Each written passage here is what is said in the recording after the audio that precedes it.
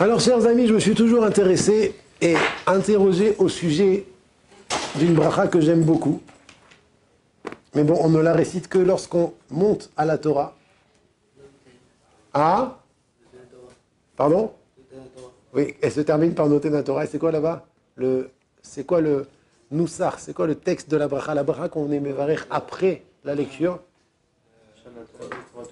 Asher Natan Elanu Torato Torat Emet. Écoutez bien donc. Asher Natan Elanu. On bénit Dieu qui nous a donné.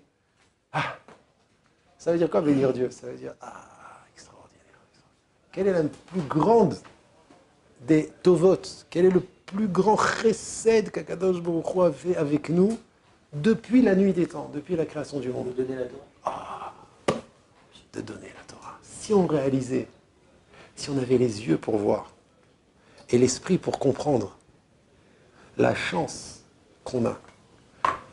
Lorsqu'on étudie la Torah, on passerait nos jours soit à étudier, soit à danser.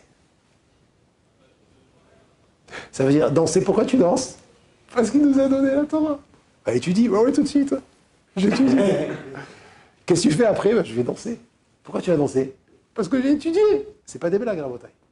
C'est pas des blagues. Le Rachaim Akadosh, vous connaissez tous dans Parashat Kitavo. C'est une chanson. Imayu bnei Adam margishim. Imayu bnei Adam margishim. Si les gens ressentaient ce que je vais dire, si les gens ressentaient ce que je vais dire, de quoi? La douceur et la profondeur de l'étude de la Torah, ils deviendraient fous. Vous savez pourquoi on n'étudie pas? Pourquoi c'est difficile d'étudier la Torah? David, t'entends? T'entends? Vous savez pourquoi c'est difficile d'étudier la Torah? Parce que si c'était facile, tellement elle est bonne et elle est douce la Torah, on deviendrait fou. C'est ce qui est marqué dans le Rachaim Akadosh. C'est Kipshuto. Il faut le comprendre comme ça. Tellement elle est enivrante, tellement elle est douce, tellement elle est bonne. Ayum mushtag'in. Le lachon du Rachaim Akadosh. On deviendrait fou après elle. Velo ayan irshav, et on ne regarderait même pas kol kesef et zahav shebaolam le kloum, tout l'argent et tout l'or du monde. Imaginez tout l'argent et tout l'or du monde. À ses yeux, ça voudrait rien dire, rien par rapport à ce que c'est la Torah Kedosha. La valeur de tout l'argent et tout l'or du monde, ça serait zéro, efes afassim. Alors Hachem, il a fait en sorte, pour d'autres raisons aussi, qu'on ne ressente pas la douceur de la Torah. Mais celui qui s'investit, celui qui est prêt à se donner corps et âme et à s'affairer à l'étude de la Torah, bien que ce n'est pas facile parce que c'est une guerre contre soi, mais très rapidement, mais elle est bonne, mais elle est douce, mais ça vaut le coup. Mais bien sûr qu'il faut s'investir. Ça c'est le début de la bracha. Baruch, Ata Hashem, Elokeinu melech haolam, Asher, non, c'est la première, je parle de la bracha d'après. Asher Natan lanu et Torato, qui nous a donné sa Torah, Torat Emet. Là, une Torah vraie, qu'est-ce que ça veut dire une Torah vraie? Le Zohar HaKadosh, il dit, il y a deux mondes. Il y a Olam Hazé et il y a Olam Haba. Il y a ce monde et le monde futur. C'est quoi la différence entre ce monde et ce monde futur? Une des principales différences entre Olam Hazé et Olam Haba, c'est qu'Olam Hazé, c'est Olam Shel Sheker, et Olam Haba, c'est Olam Shel Emet. Pourquoi, c'est quoi? Pourquoi Olam Hazé, c'est Sheker, Olam Haba, c'est Emet? Parce que Olam Haba, il n'y a rien d'autre que Boré Olam, il n'y a rien d'autre que le créateur du monde. Olam Haba, tu vois tout de manière claire, tu n'as aucun safek, aucune question, tout est clair. Dans ce monde, tu as l'impression qu'il y a autre chose à part Hachem. Il y a autre chose à part la volonté d'Hachem. Et ça, c'est du Sheker. Pourquoi? Parce que tu as l'impression qu'à part étudier la Torah, il y a l'argent, il y a l'état à vote, il y a la réussite, il y a la nourriture, il y a les femmes, il y a les plaisirs. Ça, c'est du Sheker. Parce que tout ça, c'est qu'une illusion. Donc, Olam Hazé, c'est Olam HaSheker. Olam Haba, c'est Olam HaEmet, parce que tout est clair là-bas. Comment on fait dans ce monde pour voir les choses de manière claire? Torah Emet. Asher Natan lanu et Torato, Torat Emet. C'est quoi Torat Emet? Celui qui est dans le Olam HaSheker.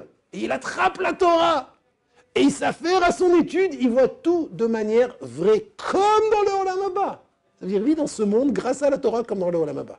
Bien qu'on est dans un décor de sheker, tout est sheker dans ce monde, tout est sheker dans ce monde. Je vous promets, Rabotai, vous allez voir au fur et à mesure des années, vous allez vous comprendre, réaliser que toutes les notions de ce monde, c'est du sheker. Ça ne veut rien dire. C'est des bêtises, c'est des ch'touillottes. Eh bien, en étudiant la Torah, tu as quelque chose qui t'éclaire et qui te montre le Hémet. Ça, c'est le début de la bracha. Après, Asher, Natalano et Torato, Toratem, voilà. Et après, on dit, Vechaye Olam, Nata Betochenu. Alors, il pose la question de Nefesh HaChaim. Qu'est-ce que ça veut dire, Vechaye Olam, une vie éternelle, Nata Betochenu. Nata, vous savez ce que ça veut dire, Nata en hébreu? Nata avec un in. C'est quoi Nata? C'est quoi l'in Toa? C'est quoi l'in Toa, Binyamin? Qui c'est l'in Toa? Ce que c'est? Hein? Menachem. L'in Toa? Ah? C'est quoi? Je sais pas si c'est déposé, non? Non. Vechaye olam nata betochenu. Ah, plus. Plus. Posé. Plus. Vous vous approchez. C'est oh. Chazak, tu le savais depuis le début? Attends, j'espère que tu ne savais pas utiliser, sinon tu m'as fait parler, poser plus, c'est pas un jeu. Planté, Chazak. Vechaye olam nata betochenu. Waouh. Akadosh Baruch Hu, il a planté en nous une vie éternelle par l'étude de la Torah. Alors le Nefesh HaChaim me pose la question, mais pourquoi l'étude de la Torah, ça s'appelle qu'Akadosh Baruch Hu a planté en nous Chaye Olam, une vie éternelle? Qu'est-ce que ça veut dire? Qu'est-ce que ça veut dire? Ah? Oh, une vie éternelle, c'est par rapport au Olam Haba, mais ça ne répond pas à la question plantée. Pourquoi tu appelles ça une plantation? Pourquoi tu appelles ça? Ah? Notre âme, elle est plantée en nous et elle est éternelle. Mais on parle de la Torah. La bracha, c'est sur la Torah. La Torah, c'est le Olam Haba. Et le Olam Haba, c'est l'éternité. Alors, je suis d'accord, comme tu dis comme Yoel, mais pourquoi utiliser le terme planté? Pourquoi C'est une racine.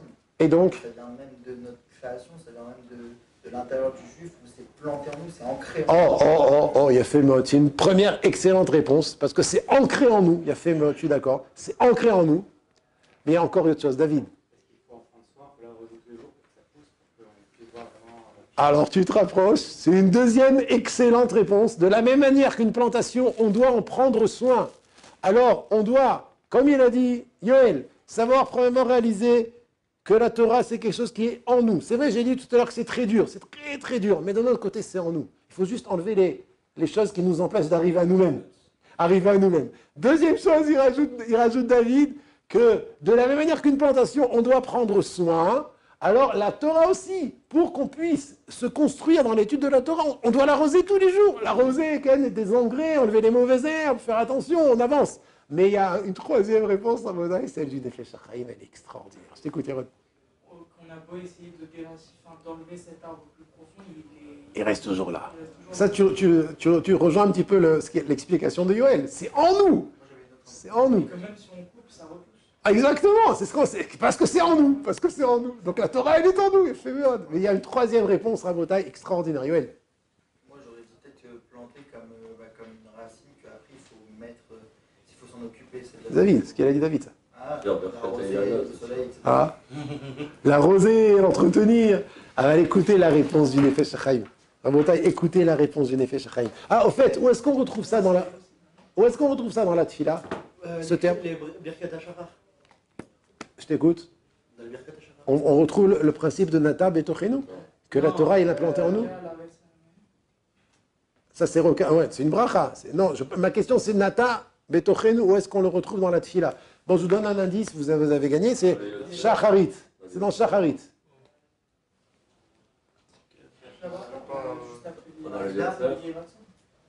Il y a marqué Nata Betochenu là-bas? Dans la Amida? Citez, allez-y, je vous écoute. C'est quoi le texte? Avatolam, il y a marqué Nata Betochenu là-bas? C'est juste après le Yiratson. On a la bracha. Yiratson. Yiratson, on fait les Amida du matin. Ah oui. Yiratson, et après il y a Nata Betochenu. Asher Bachabanu là-bas. On dit la bracha qu'on dit avant de lire la Torah, pas après. Celle d'après, on le dit que au Sefer Torah. Il y a un autre endroit dans la Tfila où on mentionne que la Torah, c'est une Nata Betochenu. Akadosh Baruch Hu a planté en nous la Torah. C'est où? Odou? À la fin de Odou? À la fin du schéma. Ou dans Ashrei? Ah, vas-y, allez, vas-y. Décroche. Baruch Elokeinu, Sheberanu Lichvodo, Veivdilanu Minatoim, Venatan lanu Torah Temet, Vechaye Olam Nata Betochenu. Le même texte. Oui, après Ashrei, après dans Uvalet Sion. Après Uvalet Sion, il y a le dernier paragraphe. Baruch Elokeinu. On remercie notre Dieu, Sheberanu Lichvodo, qui nous a créés pour l'honorer. Premièrement, Veivdilanu Minatoim, il nous a séparés des gens qui se trompent. Am Israël sont séparés des autres nations qui se trompent. Venatan lanu, et comment? Venatan lanu Torah Temet, Vechaye Olam Nata Betochenu. Natan lanu Torah Temet, c'est la même bracha, la même chose qu'on récite quand on monte à la Torah. Donc ceux qui veulent se plaindre, une fois quelqu'un il est venu me dire, ouais, la bracha d'avant, on l'a fait tous les matins, comme tu as dit tout à l'heure, Yaron. Mais la bracha d'après, on la fait pas, on n'a pas le mérite de le faire. Je lui dis, on l'a fait, elle est là. Baruch Elokeinu. C'est quoi la troisième réponse? Écoutez bien. C'est quoi la troisième réponse? Il dit le Nefesh HaChaim. Anu mevachim alea. On fait comme bracha sur la Torah. Pour quelle raison? Parce que la Torah, en nous, c'est comme une plantation. Pourquoi on plante un arbre? Pour faire grandir et Donner des fruits. Shenetiata kedel asot pri. On plante un arbre pour donner des fruits. Les arbot tova, pour multiplier la bonté.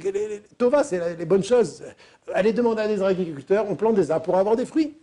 Ken, ainsi. Imanu machzikim ba Torah Kedosha. Si on attrape la Torah Kedosha, on s'investit, on se surpasse pour étudier la Torah.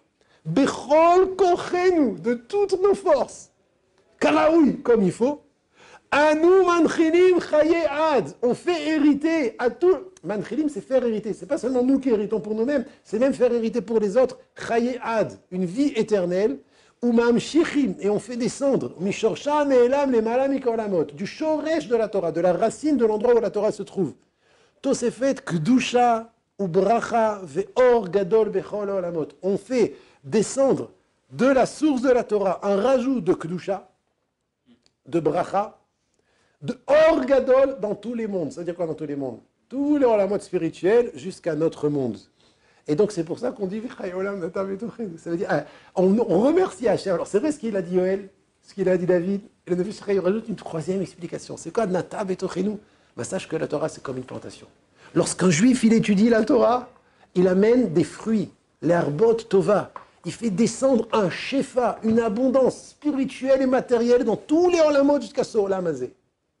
C'est pour ça que Chazal, les sages, ils ont institué dans les brachot qu'on a fait, quand je viens de citer, et dans le Baruch Elokeinu, qu'on considère la Torah une étia, une plantation rabotaï, rappelez-vous. Et je répète ce qu'il a dit Yoel, c'est extraordinaire.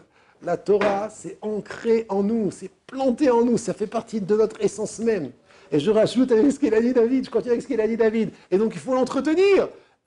Si tu as une plantation que tu t'en occupes pas, alors il va rien sortir. Et je termine avec le Nefesh HaChaim. N'oublie pas, la Torah c'est une netia que tu as en toi la possibilité de l'arbot tova, de grandir, de faire descendre une abondance de tov barolam hazé. Qu'Hachem soit mezakeot à nous, d'être oskim batorah comme il dit l'Or HaChaim HaKadosh, de goûter la douceur de la Torah et de se coller, de courir après elle et de l'attraper très fort et d'étudier la Torah Kedoshah Karaoui, comme il faut.